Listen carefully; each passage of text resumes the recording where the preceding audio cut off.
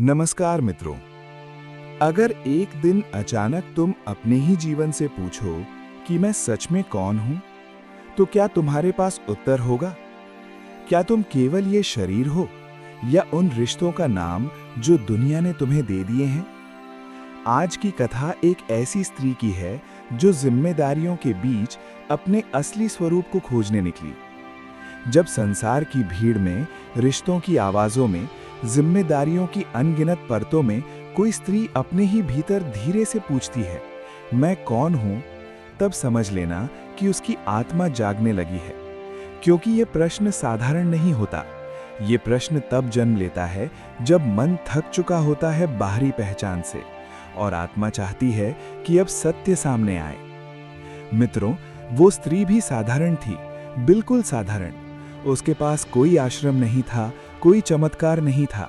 उसके हाथ में बस रसोई की खुशबू थी, बच्चे की चिंता थी, पति के साथ निभाए जाने वाले रिश्तों की जिम्मेदारी थी और रात के सन्नाटे में एक अनजानी बेचैनी थी जो उसे जगाए रखती थी, जैसे कोई भीतर से कह रहा हो, तू सिर्फ इतना नहीं है।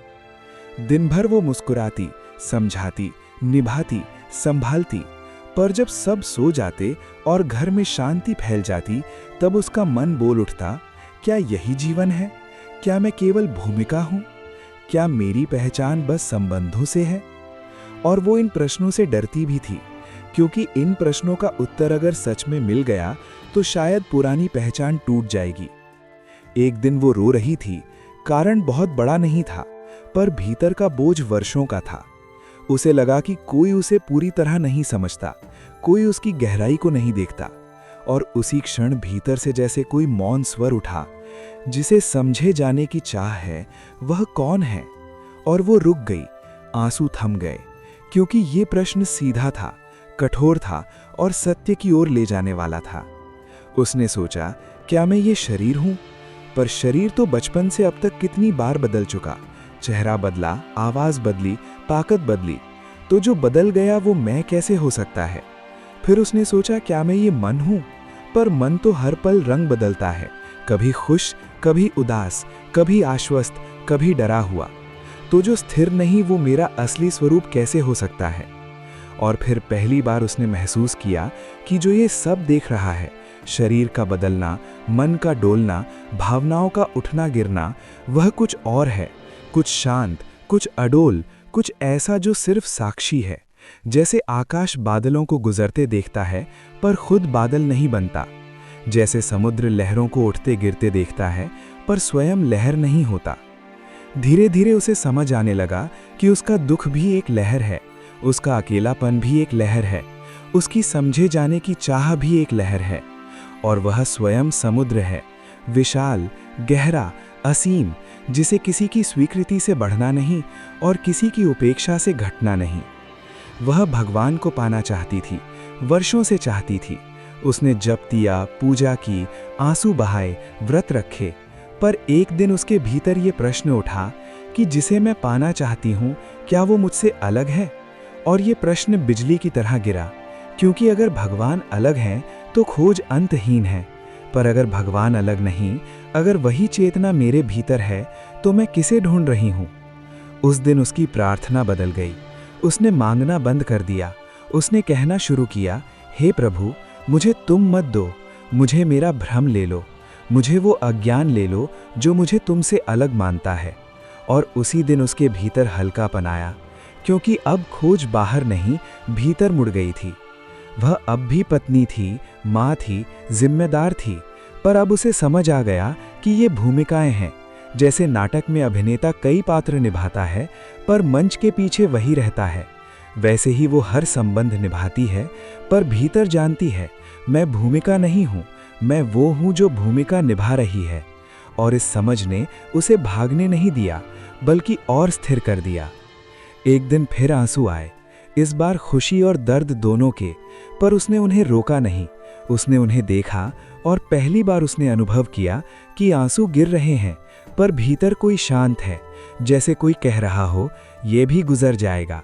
और उसी क्षण उसने जाना कि वह दुख नहीं है, वह दुख की साक्षी है। धीरे धीरे उसके भीतर एक मौन जन्म लेने लगा, ऐसा मौन जिसमें प्रश्न भी शांत हो जाएं। और उसी मौन में उसे उत्तर मिला, तू पहले से पूर्ण है, तू कभी बंधी नहीं थी, तूने बस मान लिया था कि तू बंधी है। और ये सुनते ही जैसे कोई जंजीर टूट गई। अब उसका जीवन बाहर से वैसा ही है, वही घर, वही लोग, वही दिनचर्या, पर भीतर से सब बदल गया है। क्योंकि अब वो जानती है कि जो बदल रहा है वह नहीं है, जो देख रहा है वही वह है।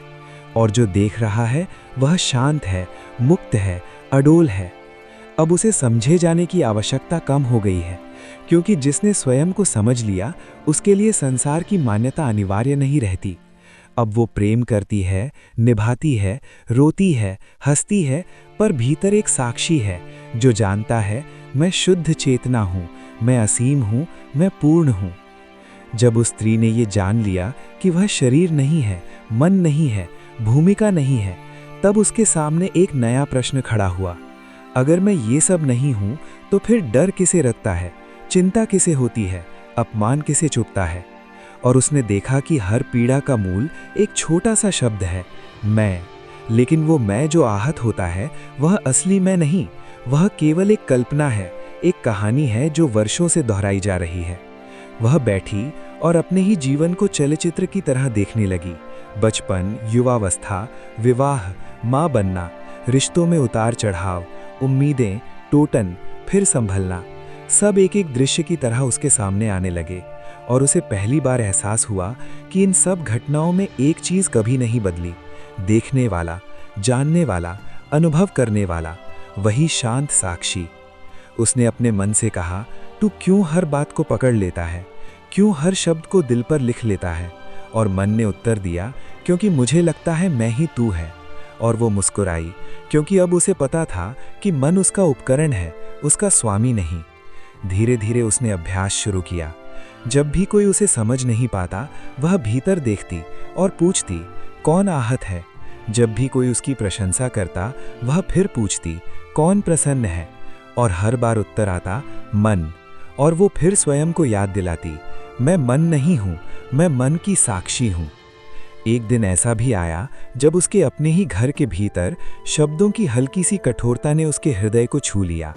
अपेक्षाओं की एक छोटी सी दरार ने मन में हलचल पैदा कर दी। और एक क्षण भर के लिए उसे लगा कि शायद उसे फिर से समझा नहीं गया। पर इस बार उसने पुराने ढंग से प्रतिक्रिया नहीं की। इस बार वह भीतर गई। उसने उस उठते हुए भाव को देखा, उस पीड़ा को महसूस किया और स्वयं से पूछा, कौन आहत है? और जैसे ही उसने ये प्रश्न पूरी ईमानदारी से पूछा, उसने देखा कि पीड़ा मन में है, पर भीतर कोई और है जो शांत है, जो देख रहा है, जो अछूता है। और उसी पहचान में वो फिर से स्थिर हो गई। उसे अब समझ आने लगा कि संसार को बदलने की आवश्यकता नहीं है, दृष्टि बदलने की आवश्यकता है। क्योंकि जब तक वह स्वयं को सीमित मानती रही, हर बात उसे चोट पहुंचाती रही। और जैसे ही उसने जाना कि वह असीम है, सीमित घटनाएं उसे बांध नहीं सकी। वह अब भी पूजा करती थी, पर उसकी पूजा बदल गई थी। पहले वो भगवान से कहती थी, मुझे शांति दो। अब वह कहती थी, मुझे मेरे स्वरूप में स्थिर कर दो। पहले वो ईश्वर को दूर मानती थी, अब वो हर श्वास में उसी चेतना को अनुभव करने लगी। कभी कभी फिर भी मन पुराने ढर्रे पर लौटता, शिकायत करता, तुलना करता, डरता, पर अब वो उससे लड़ती नहीं थी। वह जानती थी कि मन का स्वभाव चलायमान है और साक्षी का स्वभाव स्थिर। इसलिए वो बस देखती रहती और देखने की उस शक्ति में ही मन की अशांति पिघलने लगती। एक रात वो छत पर बैठी आकाश को देख रही थी। तारों की अनगिनत चमक के बीच उसे अचानक अनुभूति हुई कि जैसे आकाश सीमित नहीं है, वैसे ही उसकी चेतना भी सीमित नहीं। शरीर घर में बैठा है, पर जो देख रहा है वो आकाश जितना विस्तृत है। और उसी क्षण उसे लगा कि जीवन बोझ नहीं, एक लीला है। उसे ये भी समझ में आया कि त्याग बाहर का नहीं, भीतर का होता है। वस्त्र बदलने से मुक्ति नहीं मिलती, दृष्टि बदलने से मिलती है। घर छोड़ने से नहीं, मैं की जकड़न छोड़ने से स्वतंत्रता मिलती है। अब जब कोई उसे समझे या ना समझे, वह भीतर जानती है कि उसका अस्तित्व किसी की स्वीकृति पर निर्भर नहीं। वह प्रेम करती है क्योंकि उसका स्वभाव प्रेम है, न कि इसलिए कि बदले में समझ मिले। वह सेवा करती है क्योंकि करुणा उसके भीतर से बहती है, न कि इसलिए कि पहचान बने। धीरे धीरे उसके भीतर एक स्थायी शांति बसने लगी। शोर के बीच में भी, काम के बीच में भी, उलझनों के बीच में भी। और उसे एहसास हुआ कि मुक्ति भविष्य की घटना नहीं है, मुक्ति वर्तमान की पहचान है। ये कहीं जाने से नहीं, कहीं ठहरने से मिलती है, अपने ही साक्षी भाव में। और एक दिन जब उसने दर्पण में स्वयं को देखा तो उसे केवल चेहरा नहीं दिखा, उसे वो चेतना दिखी जो हर चेहरे के पीछे है। उसे लगा कि वह केवल एक स्त्री नहीं, वह वो लाइट है जो इस स्त्री के रूप में प्रकट हुआ है। उसने जीवन से भागना बंद कर दिया क्योंकि अब जीवन शत्रु नहीं था। उसने अपेक्षाएं ढीली कर दी क्योंकि अब पूर्णता बाहर से नहीं चाहिए थी। उसने स्वयं को स्वीकार लिया क्योंकि अब उसे पता था कि वो कभी अपूर्ण थी ही नहीं। और तब बिना किसी घोषणा के, बिना किसी चमत्कार के, बिना किसी विशेष घटना के वह मुक्त हो गई। क्योंकि मुक्ति घटना नहीं, समझ है। और समझ जैसे ही स्थिर हुई, बंधन अपने आप गिर गए। मित्रों, अगर ये वीडियो आपको अच्छा लगा हो तो लाइक करें, चैनल को सब्सक्राइब करें और इस आध्यात्मिक यात्रा में हमारे साथ जुड़े रहें। धन्यवाद। नमस्कार। राधे राधे।